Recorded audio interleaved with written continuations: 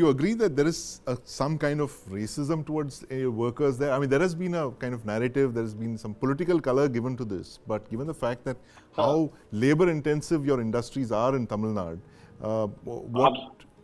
what do you need to do to kind of make sure that you continue to attract workers from the north?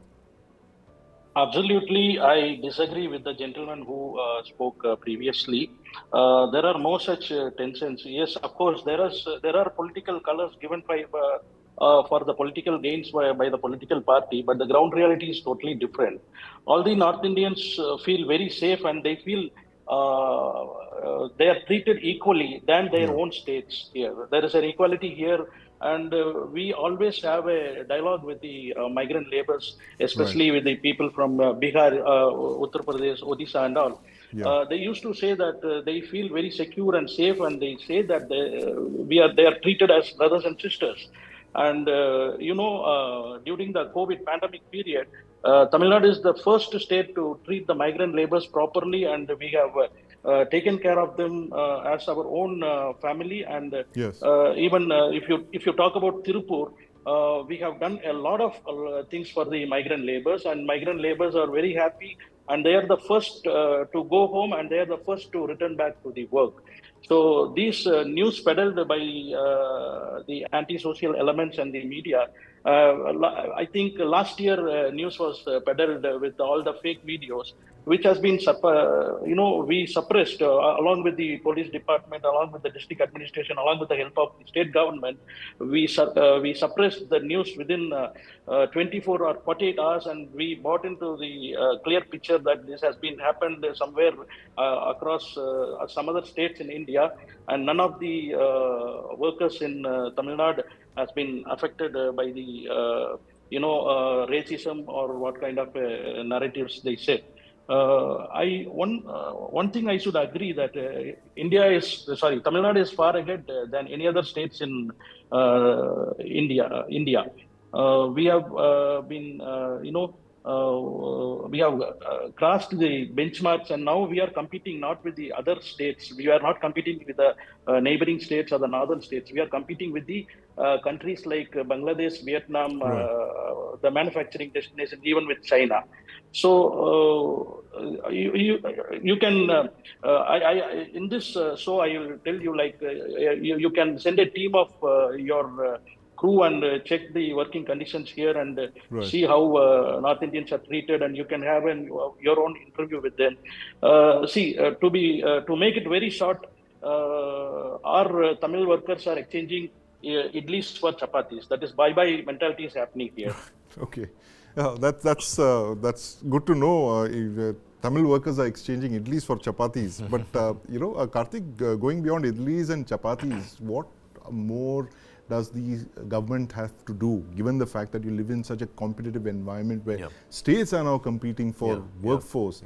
What would the government of Tamil Nadu need to do now to make it more attractive to Sandeep, migrant labor? I think economics works in a certain fashion, right? And there are certain critical requirements that you have for any output to be produced. You need land.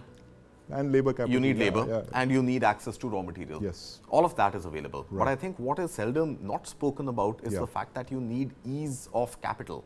Capital infusion is something which is required. Now, for the longest time that I have been covering the MSME sector, Tiruppur has been an MSME cluster for textiles, for hosiery specifically, right?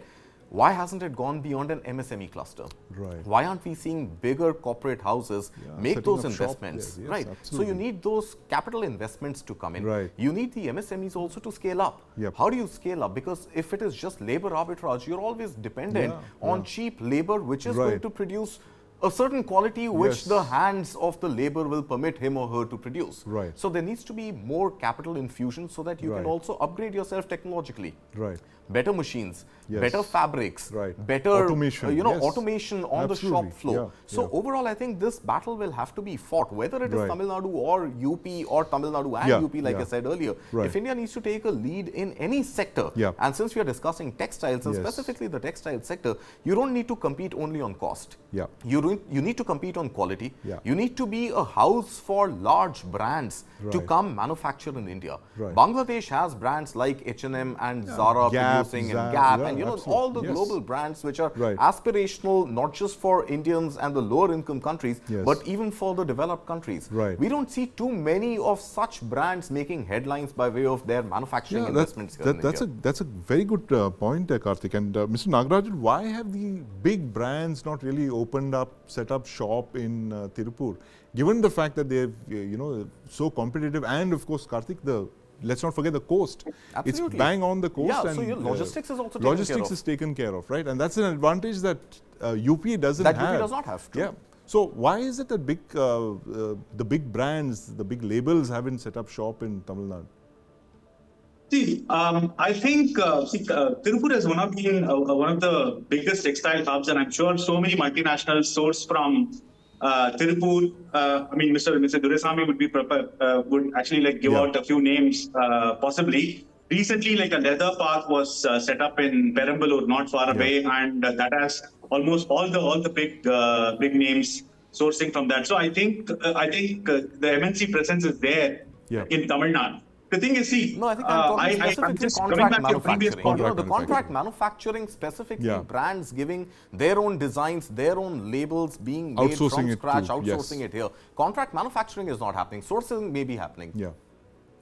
Maybe, yes. Okay. So there's the next level of moving into the value chain. Let's see how that pans out. But the thing is, apart from Tiruppur, north of that is Hosur. Okay, Hosur has been the hub of electronic manufacturing. Yes. There's been Titan, there is Ola, there are all sorts of people there. So see, the thing is, it is a manufacturing hub. Whether it is done through contract manufacturing or through outsourcing is a different point, but it is happening. Maybe there needs to be a move up the value chain. But see, coming back to this, what has happened because of the whole issue is that the brand of Tamil Nadu is getting affected. See, I just mentioned 3-4 clusters already. If you add the big Chennai cluster, the outskirts of Sri Perumbudur and all, it's a huge manufacturing center. Yeah. And given the proximity to coast, Tamil Nadu is well placed to take care of the manufacturing boom that is happening in India. But Tamil Nadu really has to fix its brand. And I listened to the comments of the person from Tiruppur. See, he's being very polite because he doesn't want to cause panic and he has to do business with the political system there. But it is, I'm sure there are backdoor channels that are open where these conversations, the difficult conversations are happening.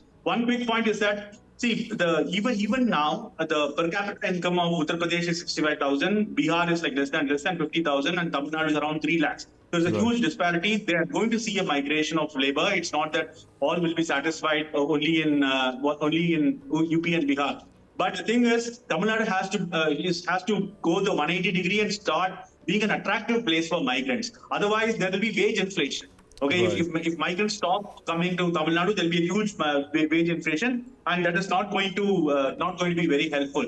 And last point is, see, the human nature is that we always see differences, but I think these capitalism might actually sort of be the soothing of those passions in this case, where market factors will actually play a role in sort of alleviating these divisions between North Indians and South Indians. Right, capitalism would be the elevating balm, Kartik, as it always is in democracies, in free markets, as it is in the case with India. But thank you very much, Mr. Nagarajan, Mr. Duraiswamy, and my colleague Kartik Malhotra for joining us this afternoon to talk about the North versus South, the labor exodus, which no one's been paying a lot of attention to in this whole fracas over North and South politics. News9 Plus. Download now.